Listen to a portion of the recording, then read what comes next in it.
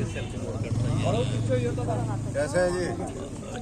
सबको नमस्कार। जय श्री राम। राम जय श्री राम। जय श्री राम। वाह जी वाह। अभी दीवार लेखन के बाद करना, पहले ही करना है। डॉक्टर अशोक तंवर जी को जय श्री राम। जय श्री राम। जय श्री राम। डॉक्टर अशोक तंवर जी को जय श्री राम। जय श्री राम। जय श्री राम।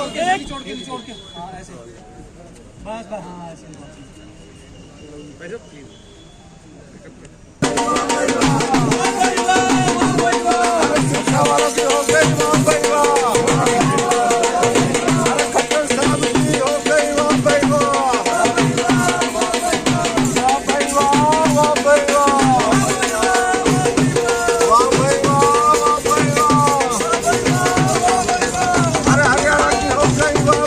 आप पार्टी को अलविदा क्या है, कितना सुकून मान रहे हैं?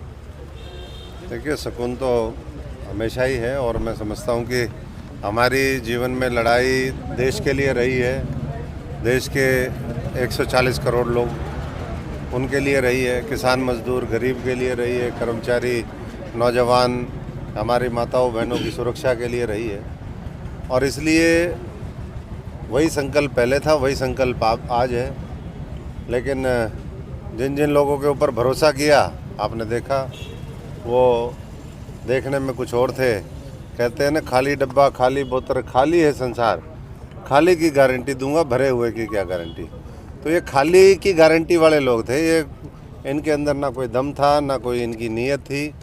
और इसीलिए मैं समझता हूँ कि मैंने भी और हमारे लाखों साथी जो हैं इस हरियाणा में, जो आज अपने सपनों का भारत बनाना चाहते हैं, विकसित भारत बनाना चाहते हैं, उन्होंने भारतीय जनता पार्टी और नरेंद्र मोदी जी के नेतृत्व में, मनोहर लाल जी के नेतृत्व में भारतीय जनता पार्टी ज्वाइन करी है। और उसी में हम लोग काम करने में लगे हुए हैं। संगठन की जहाँ तक बात है, संगठन की जो क्षमता, आज पूरी दुनिया का सबसे बड़ा संगठन भारतीय जनता पार्टी है। और जिस तरीके से वो पूरी निष्ठा और ईमानदारी से ज़मीनी स्तर पर काम कर रहे हैं आज, वो अपने आप में बेमिसाल है। एक स्वार्थ की राजनीति जिस तरीके से लोग करते हैं, वो वहाँ पर नहीं है। वहाँ पर समर्पण का भाव है, प्यार प्रेम का भाव है, सौहार्द का भाव है। और ऐसा वातावरण और अनुशासन, वो मैं समझता हूँ कि किसी भी पार्टी और देश को ऊपर उठाने के लिए अति आवश्यक है। आज ऐसे माहौल में जहाँ विपक्ष मान बैठा है हार, हो रही है जय जयकार। बात की जाए तो राजनीति की कि आपके लोकसभा सांसद आप रह चुके हैं, अब आपकी क्या प्रायोरिटी रहेगी? लोकसभा का चुनाव लड़ेंगे या आगे प्रदेश की राजनीति के हिसाब से विधानसभा का चुनाव लड़ेंगे? प्राथमिकता दिल्ली जाने की रहेगी या चंडीगढ़? देखिए, मेरी प्राथमिकता, मैं ज़मीनी स्तर का आदमी हूँ। ज़मीन पे ही पैदल चलता हूँ, साइकिल चलता हूँ, आगे भी ज़मीन पे रह कर के काम करना चाहता हूँ। बाकी संगठन ने जो जो दायित्व जब जब दिया, तो उसको हमने पहले भी निभाया है और आने वाले समय में भी बखूबी निभाने का काम करेंगे। हम तो अभी भारतीय जनता पार्टी में नए हैं। मैंने तो कल मीटिंग थी एक, मैंने उनको कहा जी, हम तो नर्सरी में दोबारा एडमिशन ले रहे हैं। तो यहाँ की संस्कृति, संस्कार, कार्यशैली, यहाँ काम करने का तरीका, वो सब हम सीख करके, और मैं समझता हूँ कि जिस तरीके से भी पार्टी का जो आदेश होगा उसको निभाने का काम करेंगे। पूरे हरियाणा के अंदर हमारे साथी हैं, हमारे बहुत ही संघर्ष जिन्होंने साथियों ने किया है, और पूरे हरियाणा के अंदर उत्साह है। जब से मैं और हमारे सभी साथियों ने भारतीय जनता पार्टी ज्वाइन करी है, बहुत उत्साह भाजपा के नेताओं में, कार्यकर्ताओं में है। और साथ में मैं समझता हूँ हमारे साथियों में भी है और कॉमन मैन में भी है। कि मेरे को बहुत लोग कहते हैं, बोले भाई आप सही जगह आ गए। तो लोगों को लगता था कि भाई यही रहोगे ना जी? नहीं, हम तो जहाँ भी जाते हैं यहीं रहने का ही मामला है राजेंद्र जी। लेकिन मैं इतना कह सकता हूँ, चोरों का साथ अशोक तंवर ने ना दिया है, ना दूंगा। अगर मेरे को पता चलेगा कि भाई ये डकैत है, अगर आप ये सोचो कि भाई मैं वहीं पड़ा रहा हूँ, तो मैं नहीं समझता कि हम बाबा साहब के दिखाए हुए रास्ते पर चलने वाले लोग हैं, जिन्होंने कहा कि गुनाह करने वाले से गुनाह सहने वाला ज़्यादा बड़ा गुनाहगार होता है। तो उसी संकल्प को लेकर के हम आज भी आगे बढ़ रहे हैं। साहब, अशोक तंवर कहाँ से चुनाव लड़ेंगे? अशोक तंवर जो पार्टी कहेगी, चुनाव लड़वाने की कहेगी तो चुनाव लड़ लेंगे, नहीं लड़ने की कहेगी तो पूरी मजबूती के साथ 10 की 10 लोकसभा में और आने वाले समय में 90 की 90 विधानसभा में हम जीतें, ये टारगेट लेकर के 100% रिजल्ट हम हमारे इस प्रदेश से हरियाणा जो 10 की 10 लोकसभा देता है, 90 विधानसभा है, उसके लिए हमारा काम करेंगे। भारत की संस्कृति, भारत का गौरव आगे बढ़े, हमारे हर वर्ग की ताकत बढ़े, ये हमारा कौन सा चुनाव लड़ेंगे अशोक तंवर? मैंने स्पष्ट बता दिया कि पार्टी काम करने के लिए कहेगी संगठन में तो वो भी करेंगे, और कोई और जिम्मेदारी देगी तो वो भी निभाने का काम करेंगे। लक्ष्य एक है कि पहले से बड़े मार्जिन के साथ हरियाणा की 10 की 10 हम लोकसभा जीते।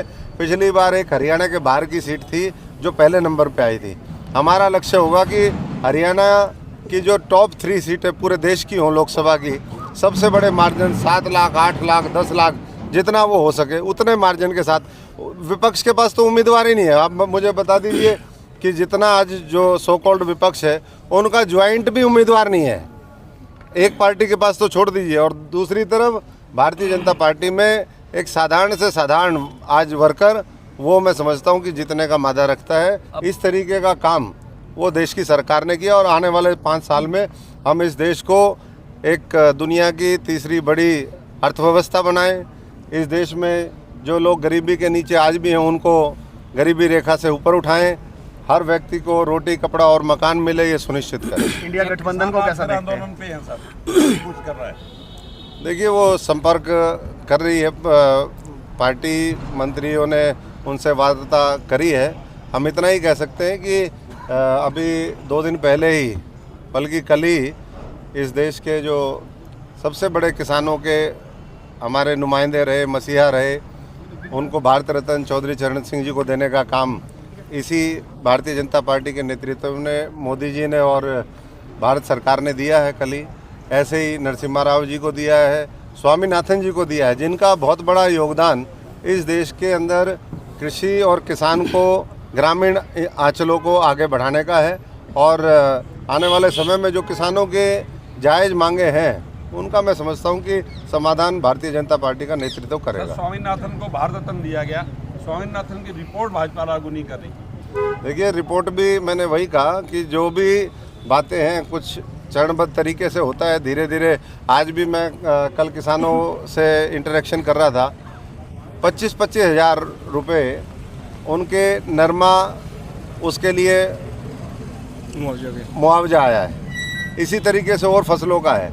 अगर एक एक किसान की पिछले अगर उठा करके देखो, जो साल का देती है सरकार, वो तो अलग है, लेकिन लाखों रुपए उनके खाते में डालते हैं। और भावांतर से लेकर के तमाम और योजनाएं हैं। और मैं समझता हूं कि किसानों का सम्मान, किसानों का सशक्तिकरण, किसान देश में सबसे मजबूत हो, ये लक्ष्य लेकर के आने वाले 5 साल फिर मोदी सरकार काम करेगी। अब आपकी पुरानी पार्टी आम आदमी पार्टी का क्या वजूद मानते हैं सेंट्रल लेवल और हरियाणा के लेवल पर? देखो, उन्होंने तो पहले ही अपना जो करना था, अब उसकी ना चर्चा करें तो मैं समझता हूँ कि अब तो ये जो हरियाणा का मानचित्र है, इससे वैसे ही गायब हो जाएंगे। और दूसरी बात ये है कि वो पैकिंग उन्होंने शुरू कर दी है इंडिया हरियाणा से। वो उनका मॉडल ऐसा ही है, थोड़े दिन जाओ, थोड़ा किसी से साँठ-गाँठ करो, कुछ उसके माध्यम से दूसरे प्रदेशों में जहाँ सरकार है वहाँ अपने आप को और मजबूत करने की कोशिश करो। लेकिन आज दिल्ली से लेकर के पंजाब, सब जगह मैं समझता हूँ कि ये जो चुनाव होगा उसमें पूरी तरीके से वो बेनकाब हो जाएंगे। उनका मॉडल जिस तरीके से वो बोलते थे, वो मॉडल मुझे नहीं लगता कि देश अब उसको कबूल करने वाला है। ठीक है। बहुत